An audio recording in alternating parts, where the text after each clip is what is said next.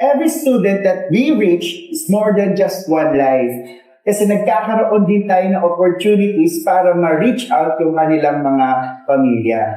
And so for today, we would like to share to you yung kwento ng isa sa mga student leaders natin, si J.D. Calma, and how God has been moving in his life and in his family.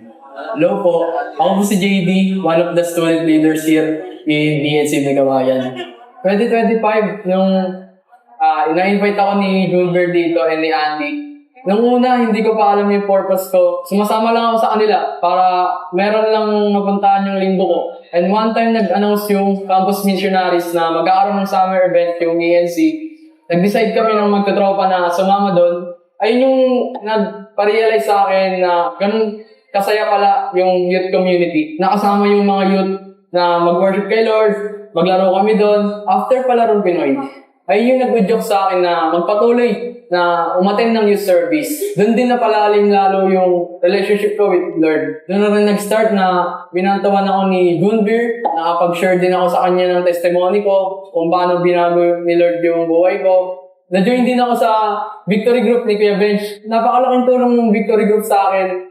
Doon ko rin na kita na sa mga taong to, may work si Lord, nakapag-share din ako, nakapag-express ako ng sarili ko, nang hindi ako nahusgahan. Napakalaking tulong ng Victory Group sa akin kasi na-develop yung relationship ko with God. Hindi na rin akong nahiyang i-share yung gospel sa ibang tao. Nagkaroon ng desire yung heart ko na invite din yung family ko. Yun yung nag-stick sa akin na nakakapag-share ako ng gospel sa ibang tao pero hindi ko magawa sa family ko. And nagkaroon ng pagkakataon na ma-invite ko yung family ko nung Christmas Sunday dito sa church. Yung sumama pa lang is mama and si kuya. Hindi ko ma-invite yung father ko. Ayun po yung pinagpipray ko noon.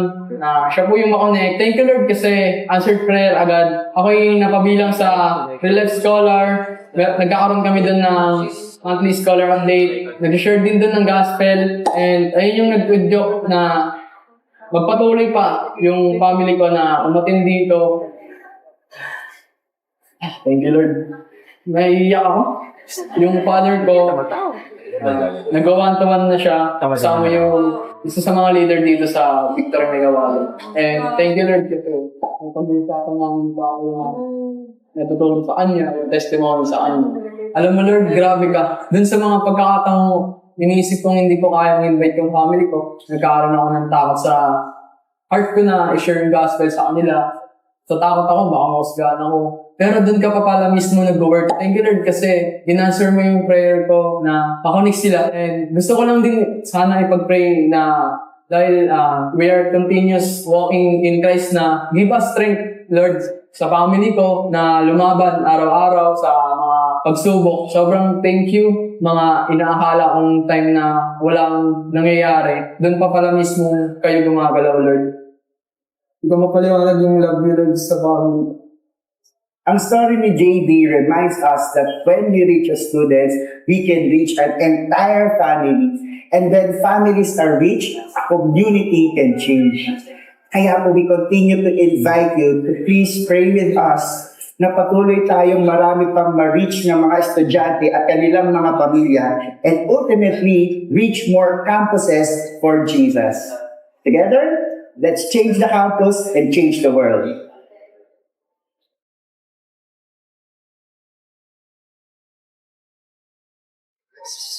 Yeah, thank you, Lord. Grabe, alam po, ito yung one of the major reasons why we keep on going to the campus. Kasi yun talaga yun.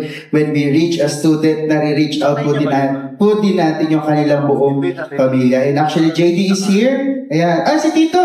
Ayan. Hi, Tito. Saka si Tita. Yay! Dahil dyan, sasayaw tayo natin. Ayan, maraming salamat. And again, gaya po nung sinabi ko sa video kanina, please continue to pray with us. Pwede ba ako mag-share? Konti lang. Please pray with us. Kasi medyo nahirapan kami ngayon, in particular sa isang campus. Kasi last time, very open yung campus, nakakapasok kami doon freely. Tapos biglang, ngayong year, specifically this school year, biglang nahirapan kami. Ayaw kaming payagan na kung ano ng tumbling na yung ginawa namin. Ang heart nga po natin is to reach more students. So please continue to pray with us. Sumabay pa yung bagyo, kaya hindi din tayo gano'n nakakapag-meet ng estudyante. Face-to-face, online, yes, nakakapag-chat-chat tayo, nakakapag-video call. Pero iba pa rin kasi kapag face-to-face, yung Ito no? face-to-face. Face-to-face yung fellowship. Yeah, the fellowship. So, yun. Pag-pray niyo po kami. And also, speaking of prayer, dahil naniniwala tayo, Tatay Ray, na ang tindi-tindi talaga ng power of prayer, which is very evident din sa prayers ni JD. We are inviting you every first Saturday of the month. Magkakaroon po ang Every Nation Campus May Kawayan na ENC online prayer meeting. So, again, every first Saturday yan of the month na 6 p.m. So, send namin yung link sa mga existing GCs natin na, mga 1,368 ang GC namin. So, imposible hindi kayo makasama ni isa doon. So, sasend po doon namin yung link. Also, post din ang ENC. So, if you are not part of our GC, makita niyo po sa post namin at pwede din po kayong mag-join. Pag-pray po natin ang ating mga students and the next generation. Again, that's every first Saturday of the month. At dahil patapos na ang August, next week na yan. Next Saturday. Amen? Sige po, maraming salamat po and let us be expectant sa gagawin ng Lord as we hear the message from Pastor Ray.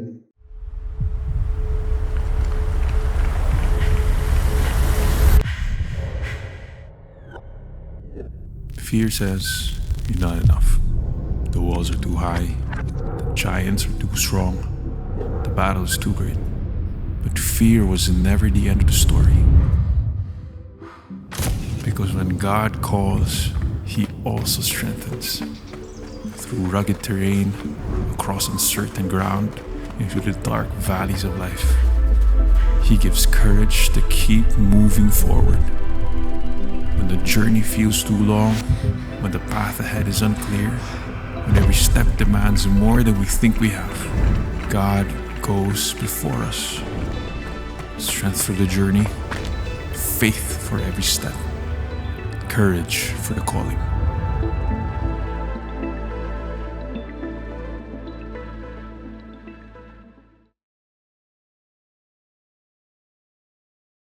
Good afternoon, everyone. Before our final offering ng ating Call to Courage the series, let me just invite everyone dun sa pinag-pray natin kanina. Patapos na ang August, magiging September na, kaya pasimoy ng Christmas. At dahil pasimoy ng Christmas, simoy? Tama.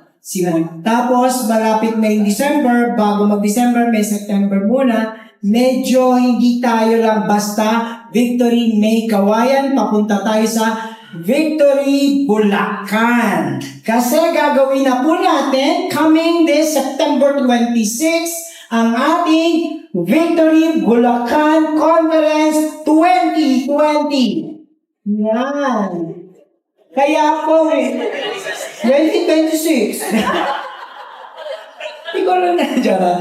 At dahil dyan, I want us to really be part of this. Kasi po, minsan lang po tayo magkakasama-sama. We are also celebrating our anniversary as Victory Bulacan as a whole. At dito po, we will be equipped with the teachings sa conference.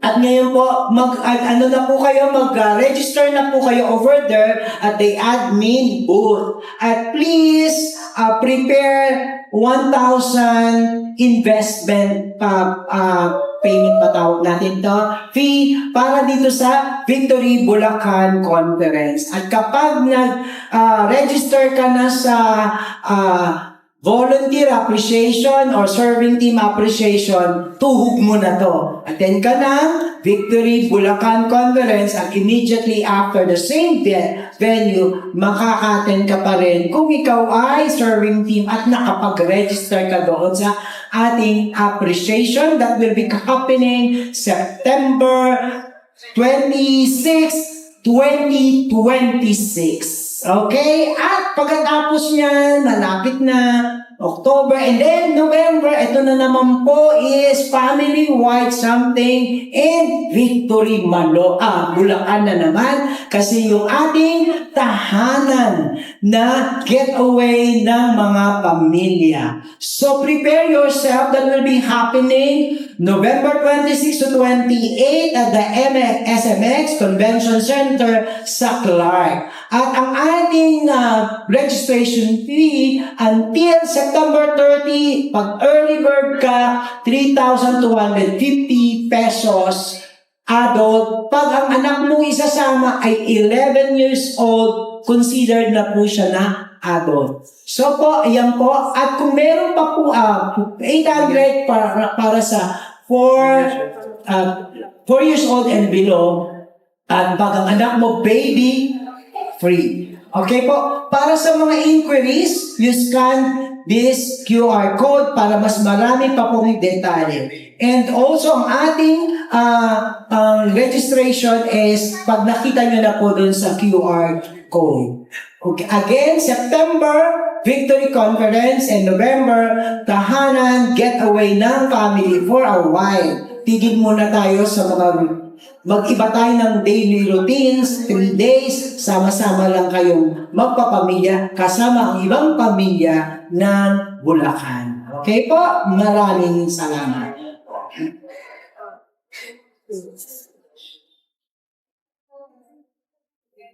Last Sunday na napakaganda natin, always magandang series natin, ang ating Call to Courage series.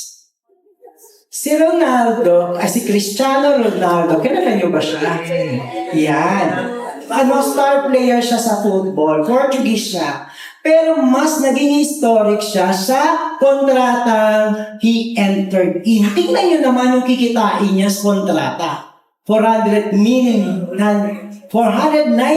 million pounds. British pound is 18 pesos. Sa peso natin, ita-times mo 492 million. Saan ka ba? Isa pa lang yun. So it's a very, very costly and lucrative contract. Nakipag-kontrata siya ng ganyan katindi at ganyan din ang responsibilidad. Yung contract value, ganun din ang responsibilidad ng dalawang partido na nagkakaroon ng kontrata. At sa kontrata, ang mga dating magkaaway at competitor ay nagiging magkakampi kasi the war is over, yung network war. Kasi imagine nyo, hindi nyo ba akalain na ang GMA at ang Channel 2 ay magsasama, nakikita po sila dahil nagsil sila ng kontrata. Napakaganda ng kasunduan na katulad nito na dating dalawang magkaaway or hostile parties nag-unite. Pero pag may kontrata, minsan may tinatawag tayong breach of contract. Si Phyllis ay mayroon po siyang kontrata pero lumipat siya o naglaro siya sa kalaban na team. Kalaban ng dati niyang team. Ngayon, sa kontrata, kapag nagkakaroon ng breach of contract, yung dating magkakampi, nagkakaaway. Ang kanilang kontrata ay hindi nila nasusunod. At ito po, ang isa pang breach of contract, isa naman yung partido, mismo na isa ay hindi tumupad. Siya po ay nahulihan na gumagamit ng kontrata and I would like ng drugs at nahuli siya at dahil dito pinapanagot siya na magbayad ng 17,137,990 pounds. Ang laki because he breached the contract. Yung kanyang part ay hindi niya sinunod. What I am saying, sa kontrata, ang bawat partido ay inaasahan na tumupad sa kanilang pinagkakasunduan. Ang kontrata ay legal na nagbibigay sa amin ng rules at mga obligasyon. Although marami naman tayong kontrata na wala namang sulatan, pero meron pa rin kontrata na ayoko nyo i-miss. Mayroon din siyang pirmahan, ang marriage contract. Ang marriage ay isang kontrata na nangangailangan ng faithfulness ng bawat partido.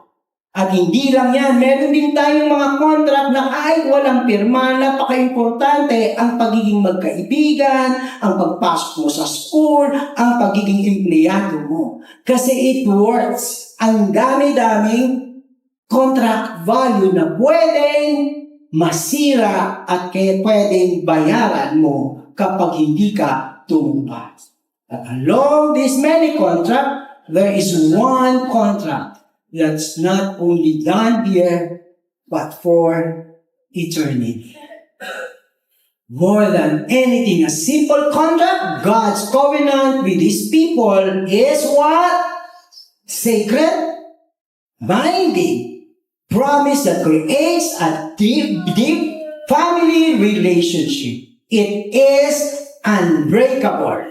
Commitment where God pledges His presence. Tingnan niyo po yung pangako ng Diyos. Ang covenant niya, present, protection, and grace, inviting the humanity to respond in what?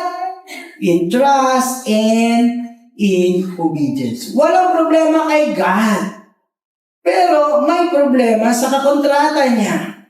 Ang tanong, how can a holy God remain faithful to a people who have repeatedly been unfaithful to Him? This afternoon, as we end our call to courage, makikita po rin din natin ang sagot dito at para hindi tayo maging unfaithful, our call to courage is also call to what? Faithfulness. We will just study and be equipped and be empowered to remain faithful to the Lord. Let us all stand up as we read our text, Joshua 24, verses 14 to 28. Yes, James, please. Let us open our Bibles on page 114, Joshua chapter 24, verses 14 to 28. If nandun na po tayo, can we say Amen? Amen. Let's start in 1, 2, 3. Now therefore, fear the Lord and serve Him in sincerity and in faithfulness. Put away the gods that your fathers served beyond the river and in Egypt, and serve the Lord.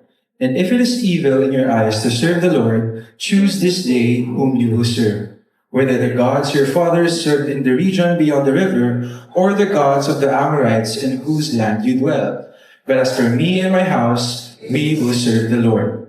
Then the people answered, Far be it from us that we should forsake the Lord to serve other gods. For it is the Lord our God who brought us and our fathers up from the land of Egypt, out of the house of slavery, and who did those great signs in our sight and preserved us in all the way that we went and among all the peoples through whom we passed. And the Lord drove out before us all the peoples, the Amorites who lived in the land. Therefore, we will also serve the Lord, for He is our God. But Joshua said to the people, You are not able to serve the Lord, for He is a holy God. He is a jealous God. He will not forgive your transgressions or your sins. If you forsake the Lord and serve foreign gods, then He will turn and do you harm and consume you after having done you good. And the people said to Joshua, No, but we will serve the Lord. Then Joshua said to the people, You are witnesses against yourselves that you have chosen the Lord to serve Him. And they said, We are witnesses. He said, Then put away the foreign gods that are among you, and incline your heart to the Lord, the God of Israel. And the people said to Joshua, The Lord our God we will serve, and His voice we will obey. So Joshua made a covenant with the people that day, and put in place statutes and rules for them at Shechem. And Joshua wrote these words in the book of the law of God. And he took a large stone and set it up there under the terebinth that was by the sanctuary of the Lord. And Joshua said to all the people, Behold, this stone shall be a witness against us, for it has heard all the words of the Lord that he spoke to us. Therefore, it shall be a witness against you, lest you deal falsely with your God. So Joshua sent the people away, every man to his inheritance. Let's pray. Father, we thank you, Lord, from the book of Joshua, Lord, reminding us that you are the Lord who is faithful, and Lord, teaching us to be and to remain faithful as well.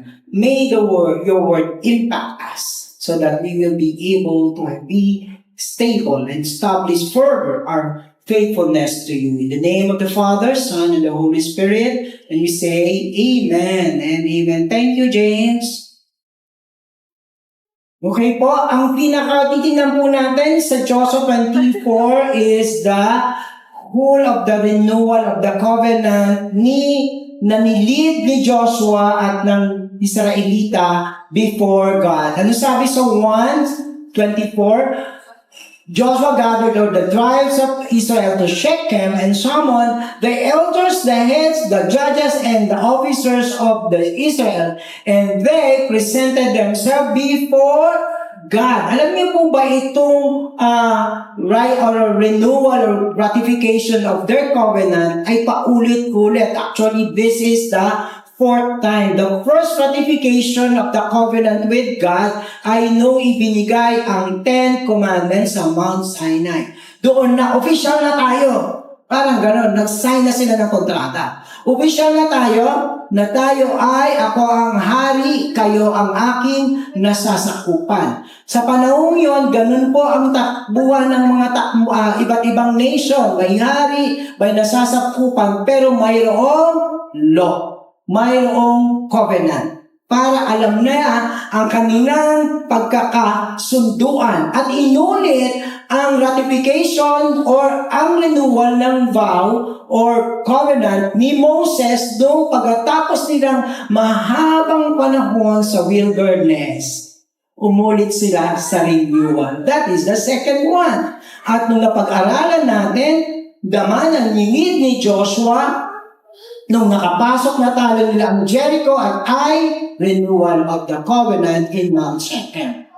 At ngayon, dito sa ating binabasa sa Joshua 24, may edad na si Joshua, almost retiring na siya. At bago siya umalis, he asked the people to again renew their covenant with God at the same Mount Shechem. Nakita niyo po na from the beginning to the never-ending, our covenant, their covenant with God is renewed, endless. Kailangan nakikita po natin na paulit-ulit na pinapaalala ang kanilang pakikipagtipan sa Diyos. Week 1, umpisa tayo sa pagtitipan. Week 4 na tayo sa ending, hindi ko rin kayo titigilan na ipaalala na mayroon tayong covenant. At para dyan, we are establishing our faithful covenant with God. Anong magiging pundasyon para maging faithful tayo sa covenant natin? We will just do that in our first point. Ang foundation ng ating faithfulness ay magsisimula dito. Ang template po, ito po ay template. Palagi po yung pattern ng covenant ay ganito. Kaya po, dito makita po natin, ang nagsasalita sa covenant ay walang iba kung hindi yung hari. Kahit ibang bansa na hindi Israel, yun na po ang sinasabi. At dito pina-identify kung sino ang, sa preamble nila, kung sino ang hari. Kailangan alam mo ang hari at siya ang nagsasabi. And Joshua said to all people that says that the Lord, the God of whom? Israel. At dito pinapakilala kung sino ang great God. Kailangan alam natin kung sino ang Diyos natin. Kung sino ang ating hari ng mga hari. Unless or what mangyayari kung mayroong ibang Diyos, Hindi mo alam kung saan mo ilalagay si God. But here, once again, it was identified. Jesus or God identified Himself as the Lord, the God of Israel. At pag tinignan nyo, the second statement is, sabi niya, long ago your fathers lived beyond the Euphrates, Terah, the father of Abraham, and of Nahor. Tingnan niyo po yung pag-look back niya. Hindi lang kay Abraham nagsimula, sa tatay pa ni Abraham. At ang sabi niya sa verse 3, then I took your father Abraham. Anong umpisa? Sino ang Diyos? Pangalawa, kailan nagsimula ang ating relationship? Kailan nagsimula ang relationship kahit wala pang Israel? Sa tatay ni Abraham at ngayon kay Abraham mismo. Always remember and remain in the goodness and the greatness of God. Anong dapat natin huwag kakalimutan? Ang tandaan kung kailan ka nagsimulang makipagtipan sa Panginoon at huwag mo rin kakalimutan ang goodness at greatness niya kasi ito ang pundasyon kung bakit ka magiging tapat kay God. Tingnan niyo po ang pagbabalik tanaw ni God sa mga Israelita. Saan siya nagsimula?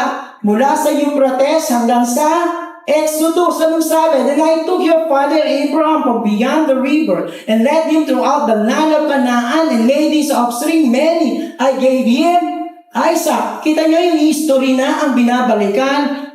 Talagang inop kong pabasa sa inyo, ganun talaga, binabalikan. Para kapag tayo ang magpupunta na alalahanin ng covenant kay God, balikan nyo ng paulit-ulit sa nagsimula ang mabuting magandang kwento ng pag-ibig natin kay God. And to Isaac, I gave Jacob and Esau, and I gave Esau the hill country of Seir to possess. But Jacob and his children went down to Egypt, and I sent Moses and Aaron, and I plagued Egypt with what I did in the midst of them, and after I brought you out, Exodus. Mula sa simula, naging alipin kayo, pero nilagpas ko kayo sa pagkakaalipin, inulit ng Diyos, at tuwing may renewal of vow or covenant, uulitin ni God ang kanyang ginawa. At dito natapos, from Exodus, na-conquest na nila ngayon sa panahon ni Joshua ang pinangako ng Diyos na promised land. Dati nung una, ito'y pangako at plano pa lang, pero sa panahon ni Joshua, ito ay isang katuparan. Anong sabi ng Diyos? And when you went over the Jordan and came to Jericho, and the leaders of Jericho fought against you. Tingnan niyo yung mga nakalaban nyo. Isa-isahin natin. Si Amorite, si Perizite, si Canaanite, si Hittite, si Girgasite, si Hivite, and the Jebusite, Iran. And I gave them into your hands. Ang liit niyong bansa, wala kayong teritoryo. Pero lahat ng may teritoryo, inisa-isa ko, I gave it to your hands. It was not by your sword or by your bow. I gave you land on which you have not labored, and cities that you have not built. Look at all the blessing. Look at all the greatness and the goodness of God. Maliit sila pero natatalo nila ang mas malalaking mga bansa na nagsama-sama pa. Nag-collab pa sila. Sabi niya, wala kayong land, wala kayong dinevelop na land, wala kayong city na binil. I gave and you dwell in them. You eat the fruit of vineyards and olive orchards that you did not plant. The Lord gave it all to them. Pinamumukhaan ba sila ni God? Sinasabi niya, kayo? Ginawa niya? Ay, ito ginawa ko, binigay ko lahat. I don't sound, hindi ganun ang sound nila. Why? Why in this renewal of vow? Pinapakita ng Diyos paulit-ulit na lahat ng kanilang katagumpayan o success or because uulitin ni God. It is because of the goodness and greatness of God. Kaya nga, sabi ko kanina, nung nag-ahadal kami, kakantayin po natin, goodness of God, naging atin to sa kasal, sa lahat, anniversary, goodness of God. I just want us to go back and see how God is good and the great God.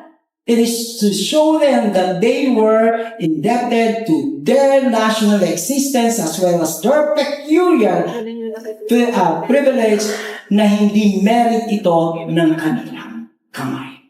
Upang ipapakita, Israel, kayo ay likha at bunga ng aking kapangyarihan at kabutihan. Later on, sabihin ko sa iyo kung bakit ito pinapa-invest sa kanila ni God. Hindi dahil sa galing nyo, mahina nga tayo, but it is all about the grace of God. If we will not learn to live this life with the grace of God, I tell you, delikado ang buhay.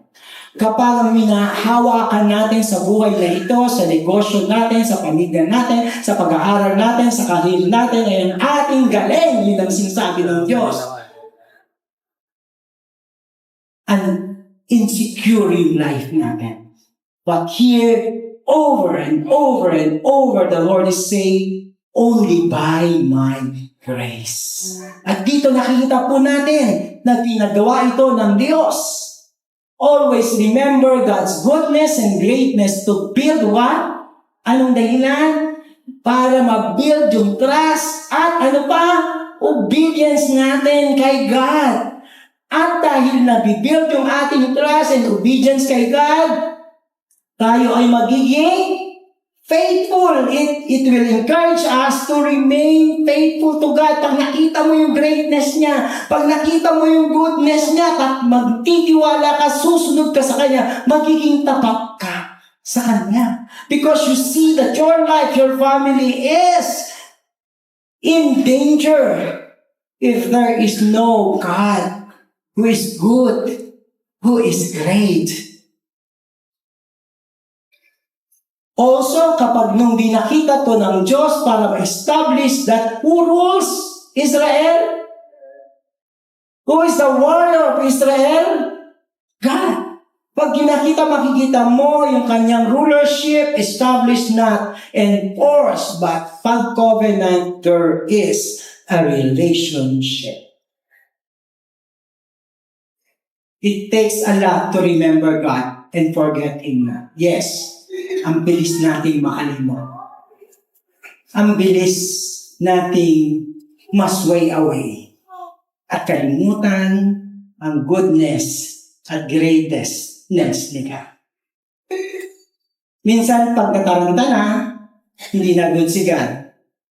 Pag binigay yung goodness ni God, pag maayos na, nakalimutan.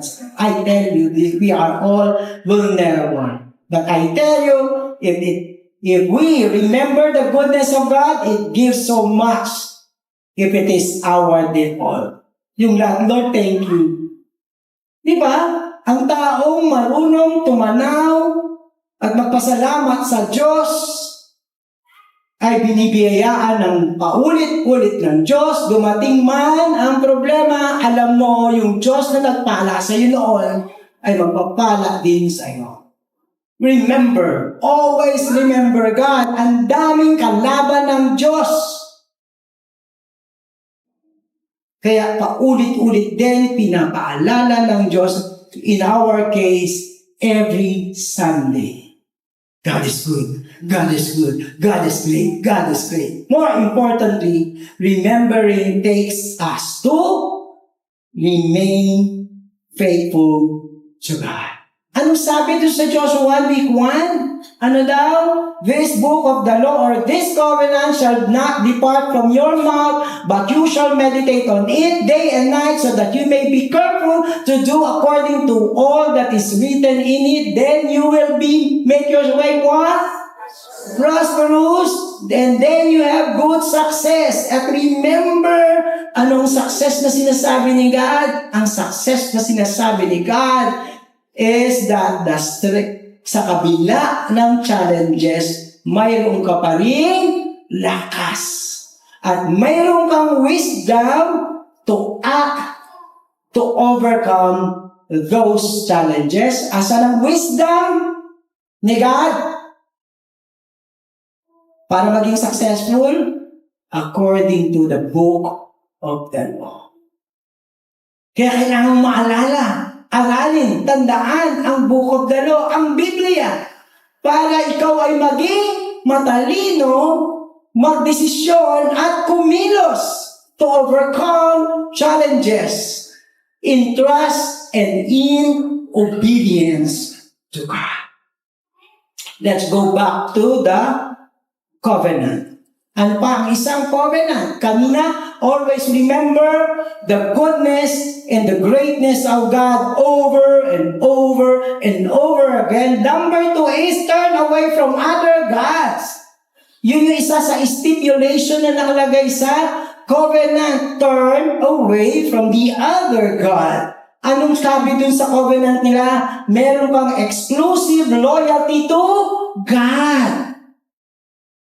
Tingnan nyo si God dun sa ating covenant sa 2. And Joshua said to all the people, thus says the Lord, the God of Israel, long ago, your fathers lived beyond the Euphrates, Terah, the father of Abraham and Nahor, and they what? Serve other gods. Pinaalala niya sa simula, hindi lang yung goodness, kundi pag-serve nila other God.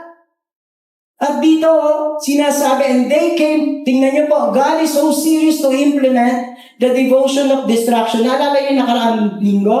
Di ba? Pag nasakop nyo, wala kayong ititira. Paulit-ulit yun. At dito, dun sa covenant, as 11, anong sabi nila? And they came out with all their troops. At ito po yung kulap. Lahat to magkakasama, lumaban. Great hordes in number like the sand that is on the seashore, with very many horses and chariots. And all these kings joined their forces and came and encamped together the waters of the Meron to fight against sa pinanggut na Israel. At look, anong sabi ni God? And the Lord said to Joshua, do not be afraid of them, for tomorrow at this time, what? I will give you them over to you, all of them, Israel. This is God's commitment to them. Pagkatapos, and all the cities of those kings and all the kings, Joshua captured and struck them with the edge of the sword, devoting them to what? As God commanded. Walang ititira. Verse 18, Joshua made war a long time, mahabang war, with all those kings, for it was the Lord's doing to harden their hearts that they should not come against Israel in battle. Hindi susuko yung mga kalaban nila. Dahil in order that they should be what? Devoted to what? Destruction, and should receive no mercy, but what? Be destroyed just as the Lord commanded Moses. Bakit niya walang tinitira pag pumasok na sila sa conquering the land? This is to secure that for them there will be no other gods and treasure but one God. Remember Achan? Di ba tinago niya? Yung tinago niya anito. Pag lumaki yung anak niya, sino sasambahin? Yung anito. Tinago niya yung mga treasures. Ano na ang Diyos niya? Yung anito. Yung treasures. Kaya inuubos ng Diyos because He wants the people to be loyal to Him. For us, pag merong pinapatanggal ang Diyos kasi kalibal siya ng Diyos sa pagiging tapat natin sa Kanya. Para ang Diyos lang ang tinuturing nating one God. And this will give us the way and the means and the faith to keep our covenant with God. Sino dito gusto loyal sa kanya yung kapartner niya? Sige nga, may tinitingnan na iba. Bakit si God hindi po pwedeng sabi? Na be loyal to me, my sons and daughters. God is good and great and faithful and strong for all of us. Anong hinihingi niya sa atin? Faithfulness. Exclusive faithfulness.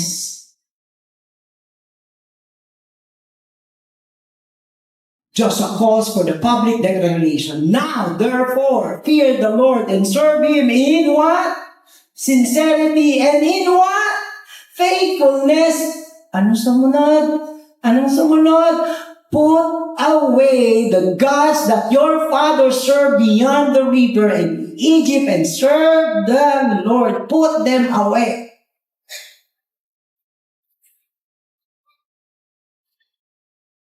Tingnan nyo, hindi muna siya nagpapili. Ang ginamit niya, command. In a covenant, it is a command. Walang choice. Supposed to be. Manta tayo sa covenant natin kay God. So, ibig sabihin nun, agad-agad, umpisa pa lang, walang choice. Isa lang yung loyalty. O, kita niyo yung mga sa intro natin. Ang loyalty kanino, biglang lumaban, kumampesa, kalaban. So, sila na agad. Dito agad-agad, it is not a choice, but a command of God. Pero, sabihin nyo ha, pero, minsan lang ito gawin. Pero, pag may karibal si God, if you refuse to face with a choice, mamili talaga. And if it is evil in your eyes to serve the Lord God, choose this day whom you will serve, whether the gods of your fathers serve in the region beyond river or other gods doon sa promised land, doon sa Canaan, sa Amorites, in those lands that you are now dwelling. Mamili kayo.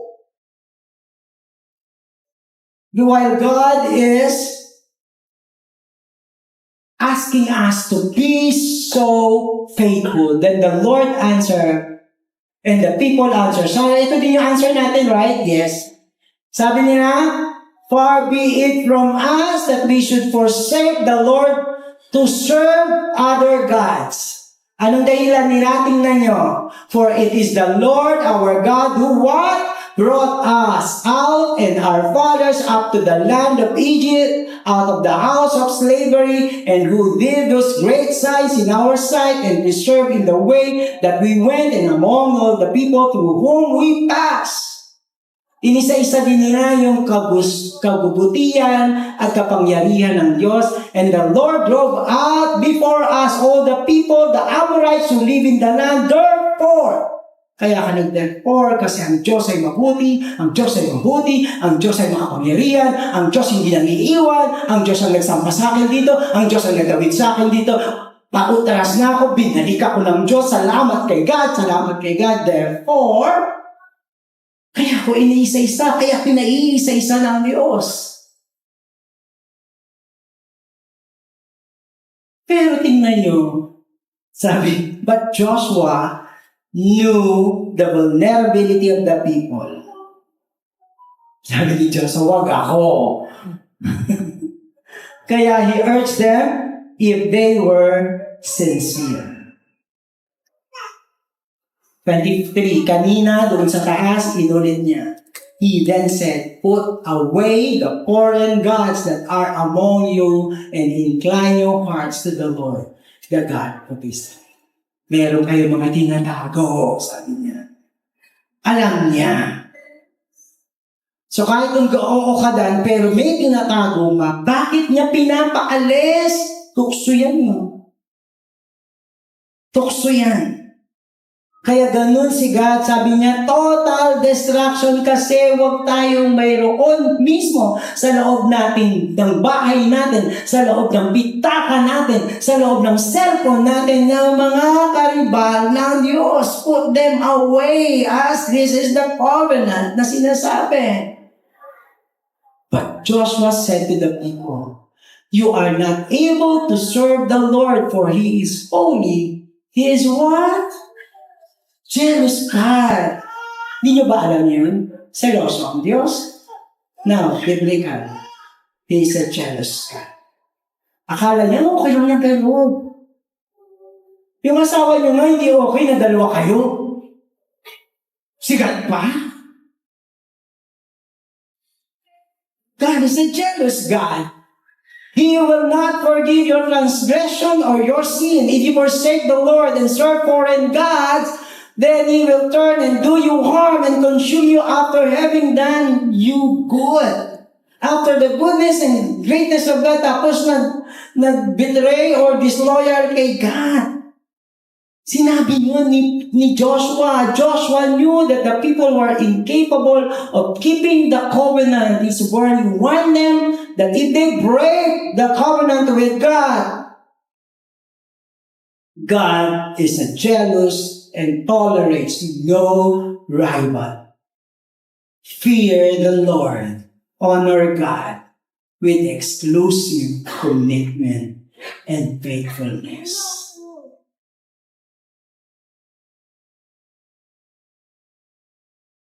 Alam niyo po ba, I'll defend my Lord, our Lord. It is not out of insecurities that God, He needs our faithfulness and exclusive loyalty. Alam niyo kung bakit pinilit ng Diyos? Para sa protection natin. It is for our security. It is only in Him that our lives and even eternity are secured and our success are settled. Kay God lang.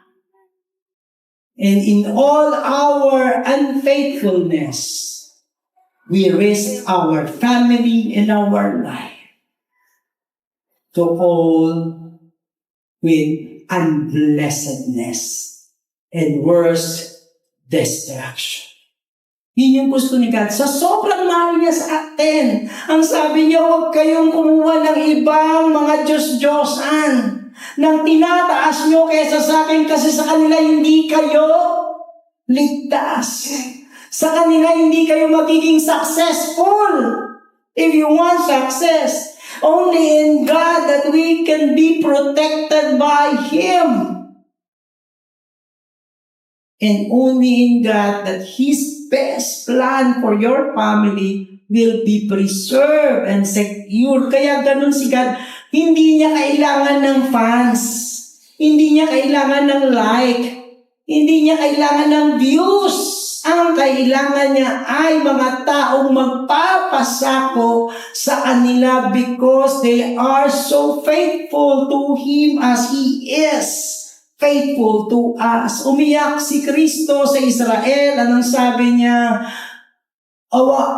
Para akong inahing ibon or ano ba yun? Anong ibon yun na andun kay para kayong mga sisiw sa aking mga I am the agila na para kayong mga sisiw ng agila na sa ilalim ng aking mga pakpak pero ayaw nyo. Umiyak si Kristo sa Jerusalem. Jerusalem! Jerusalem! Gusto ko kayong iligtas at kulit lang ninyo. Akin na yun. This is the message of God. Mga anak, kaming mga magulang, sobra kami nagpapantay. Ayaw namin kayo mapahamak. Kaya minsan na helicopter, mga parents kami, saan ka na, dito ka na, saan ka na.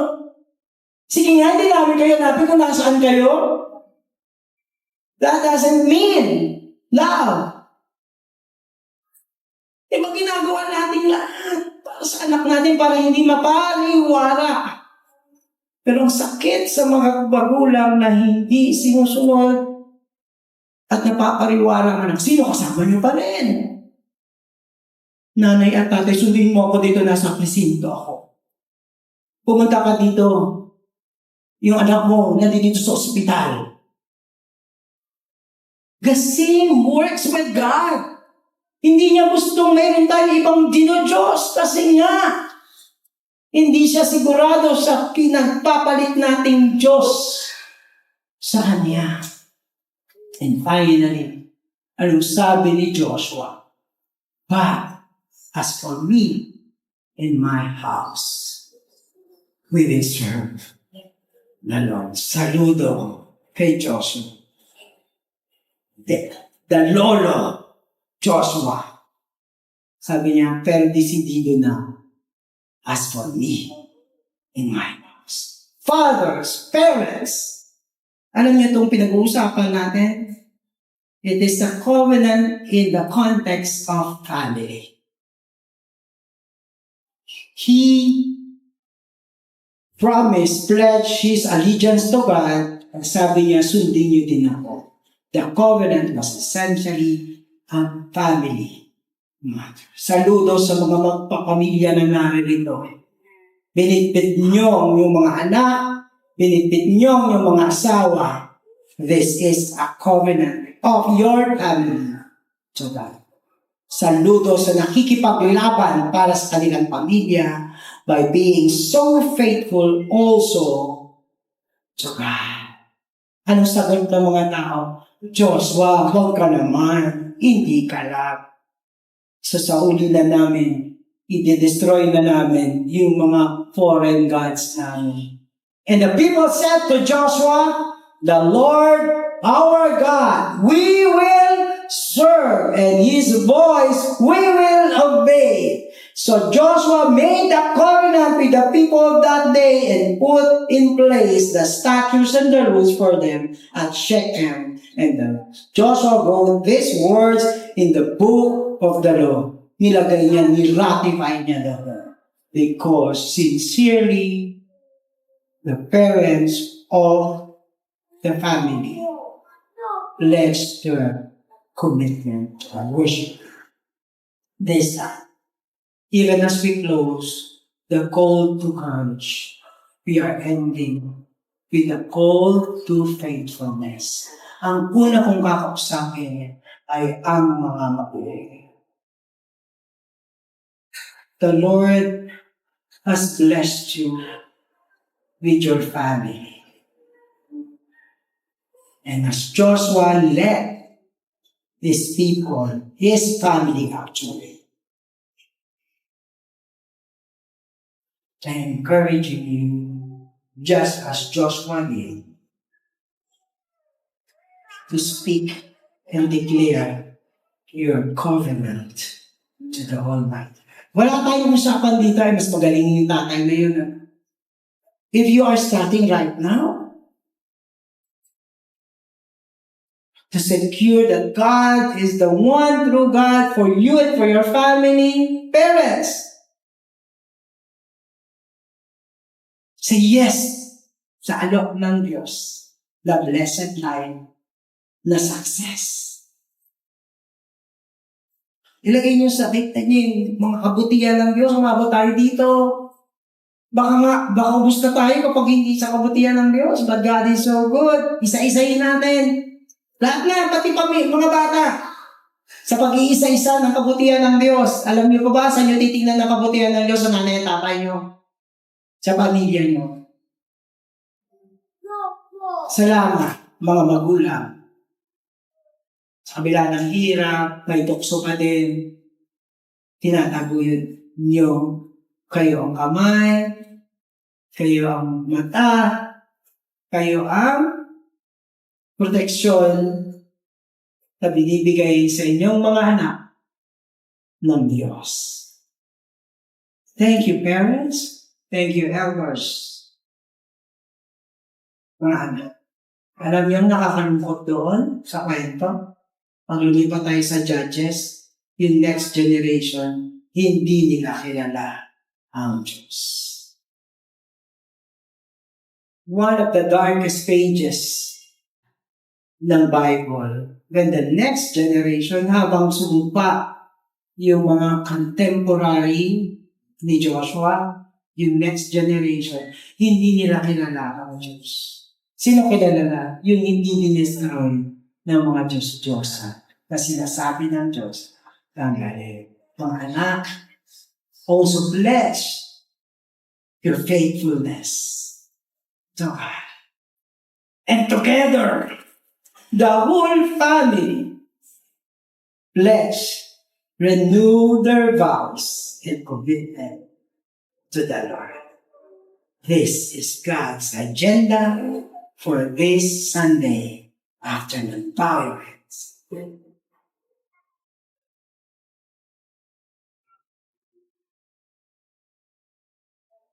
Kung kasama mo yung pamilya mo, at kaya mo hawakan yung kamay, pisilin mo, sinasabi mo, akin po. Let's bow to God.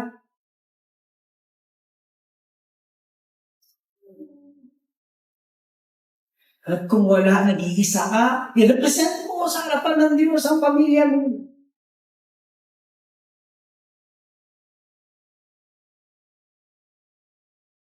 Lord, wala kaming faithfulness. We failed you so many times. And yet, you keep on calling upon us. You are tuloy-tuloy, renew ka ng renew. Sinasabi mo, mahal mo kami. Sinasabi mo, may pangako ka, may mabuti ka, kasi mahal mo kami, God. Thank you so much. Thank you so much. Hinahabol mo kami. And Lord, di din kami makakasagot ng amin lang. Hindi po namin kaya maging faithful. Kaya say, God, ikaw pa rin. Only by grace, only by your goodness and greatness, we can say yes and be faithful to you, God. Ano pa bang pwede namin hindi gawin kundi tanggapin ka? Sapagkat masagana ang iyong biyaya upang kayo'y manatiling tapat at maganyari ang mabuting mga bagay na pinaplano mo at gusto mo sa bawat pamilyang naririto, God. Thank you so much. When we could find another God who is so powerful and yet so personal and so good. Thank you so much. You are perfect, absolute, and loving, and steadfast, and faithful. Thank you, God. Thank you so much, Lord. Thank you for keep holding us. Salamat, pinapanatili mo. Kasi kung hindi, buong mundo na sana sira, chaotic na nga eh. Pero bakit kami nananatili at may glory, Lord? It is because of who you are, my God, our God. Thank you so much. Thank you so much, God.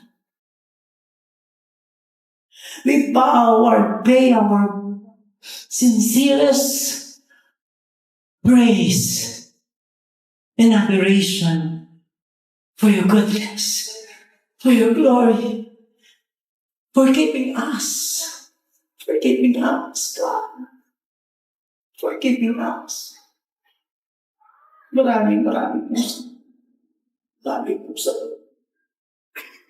salamat, bumabalot ka sa lahat ng pamilyang naririto. Salamat, Lord.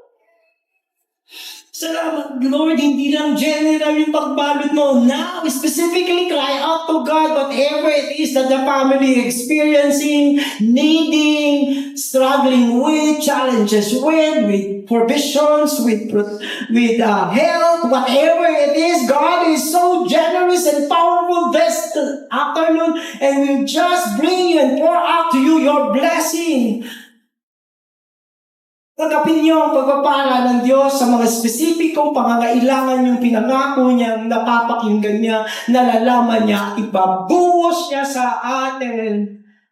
Lord, as for us and our house, we claim and say, we will serve the Lord. Tayo po tayo and say and declare, as for us and our house, we will what? Okay, everybody please. As for me and my house. 1, 2, 3, go!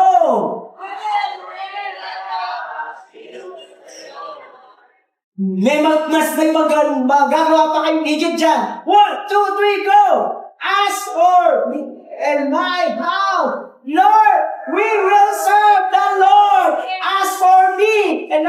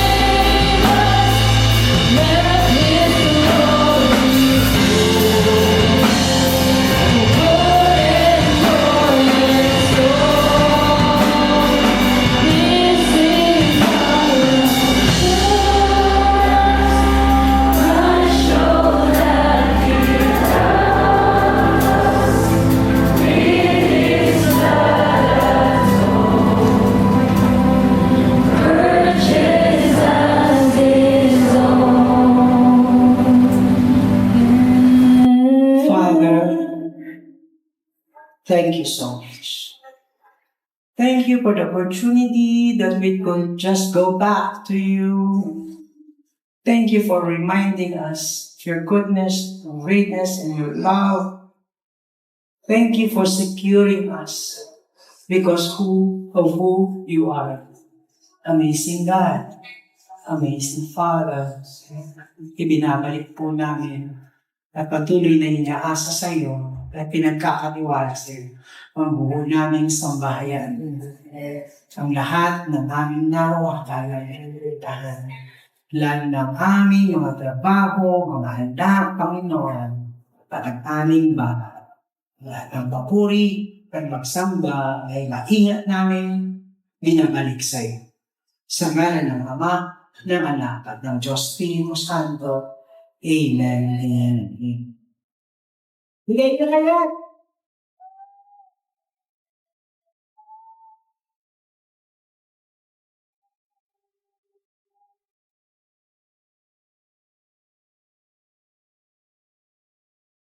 Let's sing our closing prayer.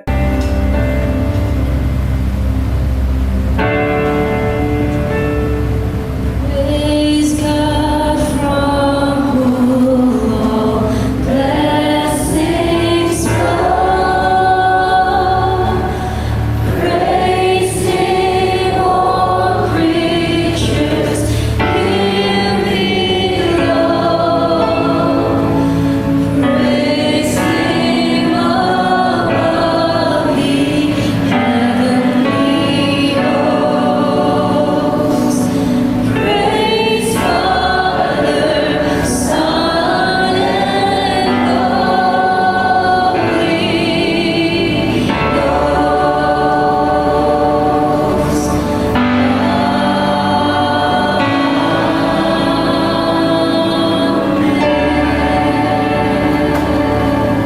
Maraming salamat, Panginoon. Amen and amen. Magandang gabi po sa inyo lahat. May bago tayong series next Sunday and we'll see each other once again. Magandang gabi ulit sa inyo. Salamat.